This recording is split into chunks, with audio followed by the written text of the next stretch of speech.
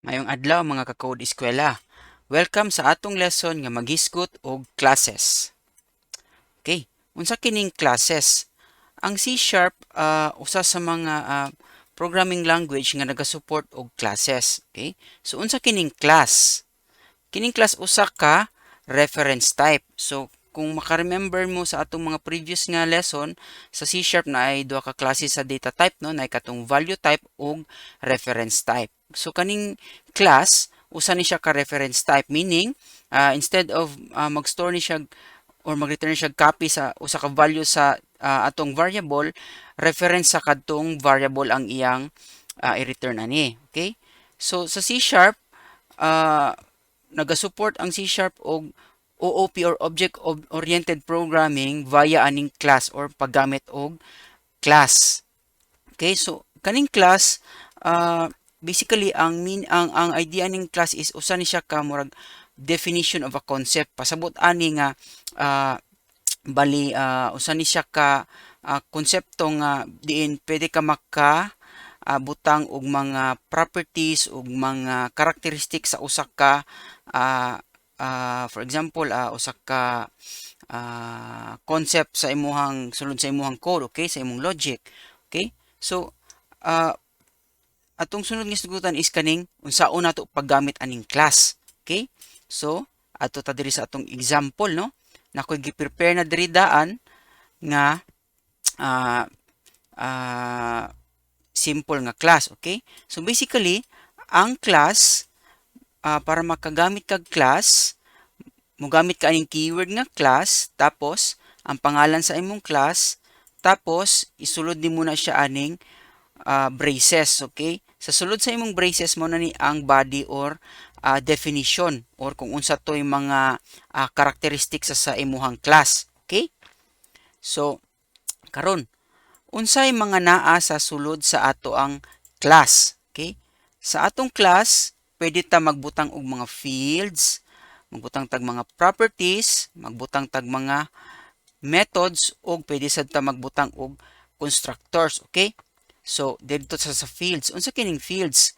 Kaning fields usa kini siya ka variable nga gi-declare nimo no sulod sa imuhang class. Okay, so basically either mag-declare kag simple lang kaayo nga variable diri. For example, diri sa atong example nga class no, nag-define man tag class nga player, for example lang, o para mag-store ta og kanang mga players sa atong game. For example, nagbuhat tag game no, so mag-declare ta diri variable nga lives. So naputay declare diri nga ID. Kani siyang duha ka declaration nato diri, variable declaration, mo ni siya ang mga fields. Okay, so sa fields duha atong option ani. Pwede ta mag-declare og field nga public, or kung dili ta magbutang og public, by default private ni siya, or meaning automatic ni siya nga private. Pwede pa nimo siya explicitly nga i-define as private. Okay, so pwede na siya dili nimo ibutang. So basically pag wala ka nagbutang og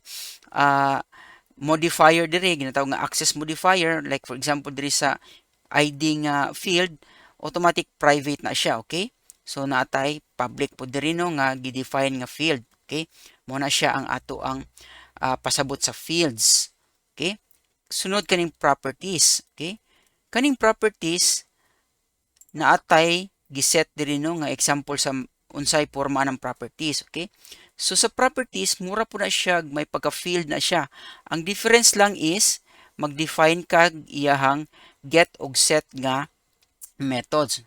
So basically kaning atong gipang-define diri nga tulo ka buok nga properties, sa pag i-consume na nato or gamiton nato ning class nga player, mahimo ni siyang available. Okay, sa code nga mogamit aning class nga player. Okay, via sa object niya. Okay, so mas masabtan na siya later on sa ato ang lesson. Okay, so ato lang hinumduman nga ang ato ang properties ing ani ang syntax niya. Okay, so bali murag nag-declare lang tag variable, pero ang body naa siya body. Okay, sulod aning curly braces nato, mag-define tag ato ang get og set nga methods. So kani siya placeholder lang ni siya, meaning automatic ni siya nga pwede ka maka get og set og properties sa imuhang mga objects via aning gi-declare nato nga properties diri. Okay? Sunod, kaning methods. Kaning methods pwede ta mag-define og lahi-lahi nga mga methods diri sa sulod sa atong class. So naa ko'y gibuhat diri no. So basically ang methods kato na siyang murag pinaka dulan is kanang mga actions or unsa tong mga actions nga buhaton sa sulod sa imuhang class. Okay? So naatay walk. So basically simple lang siya ang atong gibutang diri nga code. Mag-output lang ta sa console nga player then ID walking. So if you notice no, diri sa atong sulod sa ato ang right line nga method na atay gigamit diri nga string interpolation.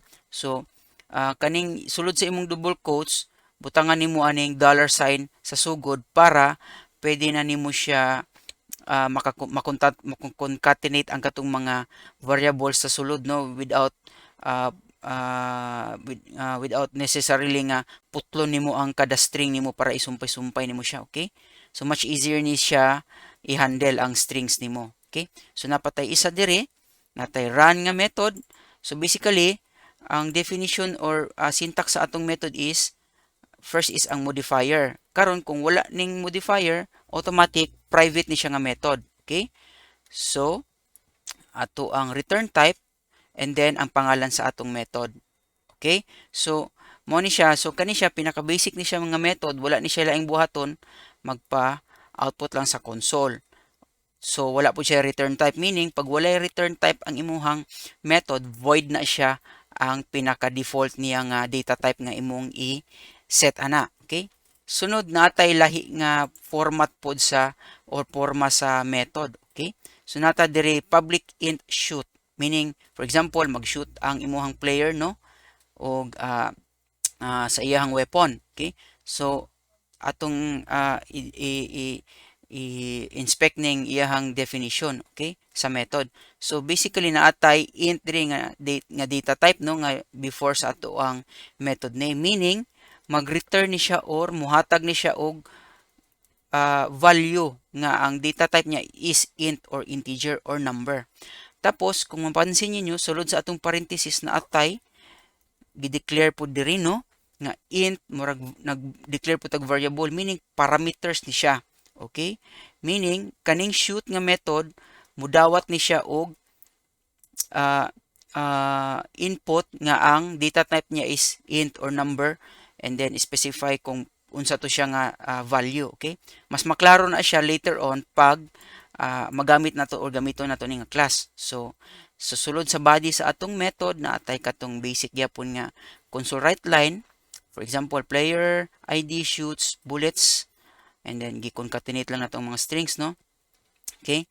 And then natay last diri before mag-ending method nato natay gibutang diri nga return 1. Pasabot ani kaning keyword nga return is return, meaning naa siya ihatag og balik nga value sa nagtawag aning shoot nga method or naggamit ani. Okay? So basically, gi-hardcode lang nato ni siya nga 1 ang ihatag niya nga number. Okay? So karon mao na siya ang para sa ato ang method no. So basically nanatay fields, napud tay properties, and then naapud tay mga methods. Okay?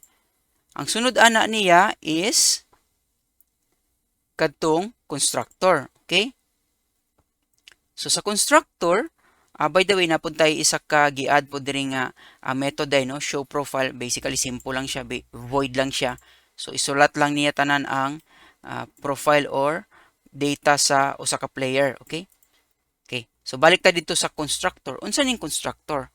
Kaning constructor, mao ni siya ang bali murag mahimo ni siyang initialization code sa imong class. For example, pag mag-create na ka og object sa usa ka class, mo ni ang first thing nga i-execute sa imong class. Okay? Ang constructor, meaning mo ni siya pinakaulo niya nga method sa imong class, sulod sa class. Okay?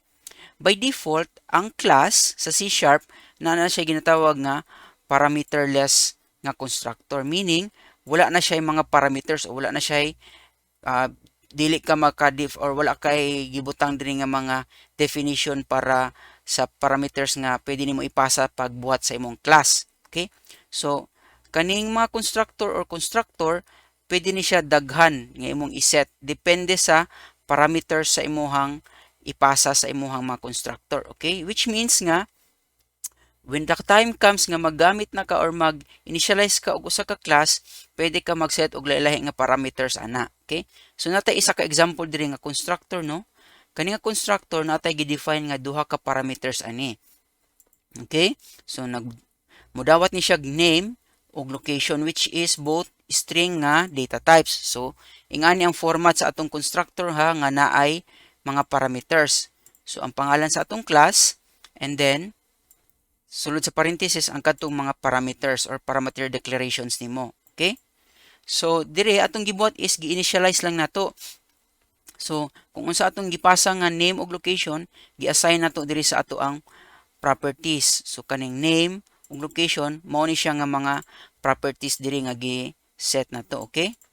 So mao na siya. So mao na siya ang basic nga composition sa atong class.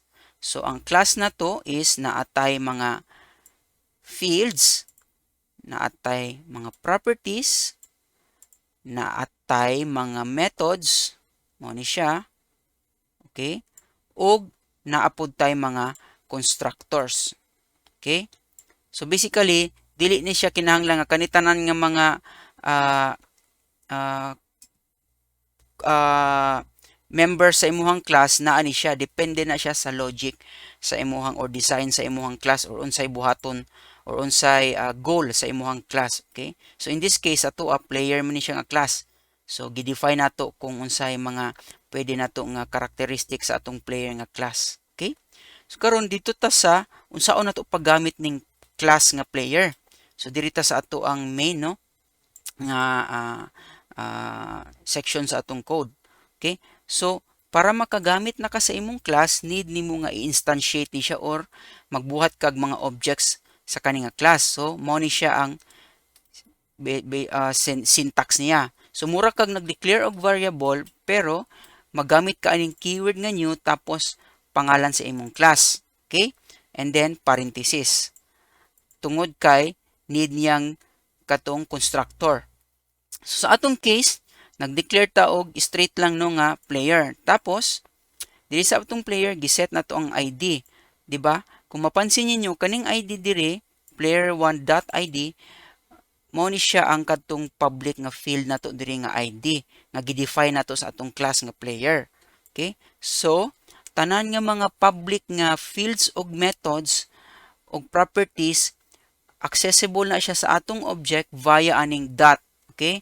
Pag mag-dot ka dire, makita nimo no kung unsa tong mga available nga pwede nimo magamit nga mga member sa sulod sa imong object, which is naka-define sa imong class. Okay? So basically giset lang nato ang ID, ang name, location, tapos ang level. Tapos nagamit tag katong iyahang method nga show profile. Okay? Show profile.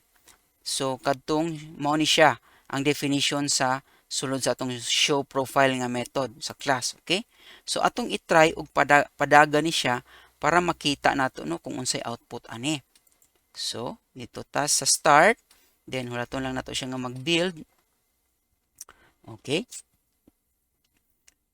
Okay, mag-building na siya and then okay. So nakita ninyo no nga ang output sa kadtong show profile gipakita lang niya or gi-display lang niya ang profile sa ato ang player, di ba? For katong mga mahilig kayo sa mga games o sa mga features sa mga games inyong ginatan or ginadula is katong makita ninyo no kung unsa ang profile sa usa ka player nga naa sa usa ka game or inyong mga kauban kung mga multiplayer games. Okay? So ID1 Peter Parker, yung name, yung location Philippines, level 1 and then 3 lives. Okay? So karon pwede pud ta mo gamit atong uban niya nga methods. Player1 dot walk. Okay? So ana and then atong gamiton tong tanan nga ano niya. And then try sa nato ning walk o run. Okay? Kung unsa iyang output. Okay? Ayan. So, di ba? Player 1 walking and then player 1 run. Okay? So, mao na siya ang iyang output. So, karon gamito na to tong isa ka method, no? mag-shoot. So player1 dot shoot. Okay? So pila ka buok bullets ang gi-shoot niya, for example 3. Tapos karon tungod kay kaning shoot naga-return ni siya og pila ka buok, for example pila ka buok iyang naigo. Okay? So ato ni siyang i-store sa usa ka variable. Hit is equal to. So meaning mo ni siyang ato ang method sa ato ang class nga gi-define, no, nga mag-return og value, meaning integer value. Okay? So pwede na nato ni siya karon gamiton ang kaning value nga ni return after aning shoot nga method diri sa atong variable. Pwede nato na siya ipa gamiton sa whatever part sa ato ang code. Okay? Dito ta sa string player hit, and then gamiton na to ang hit nga variable. Okay? Ayan. So atong i-check, no, kung nigana ba siya. Okay. Ulat lang ta mag-compile siya. Tapos okay. Ayan. So nata diri, no, natay player 1 walking, player 1 run, and then player 1 shoots 3 bullets, sorry, and then player hit 1. Okay? So meaning for the case of our example lang, no, for the sake of the example, nakaigo kuno siya og isa. Okay? Tungod kay mo na siya ang value nga gi-return sa atong shoot nga method. Okay? So mo ni siya ang class na to. Karon pwede gyapon ta magbuhat na pog additional nga mga objects. So player, pwede na punta mag player 2, and then new player. Tapos pwede na to gamiton ang kadtong isa ka constructor niya, no, nga pwede na to i-set by default unsa ang or initialize ang ato ang value. For example, ana gamit ana, and then location USA. Ayan.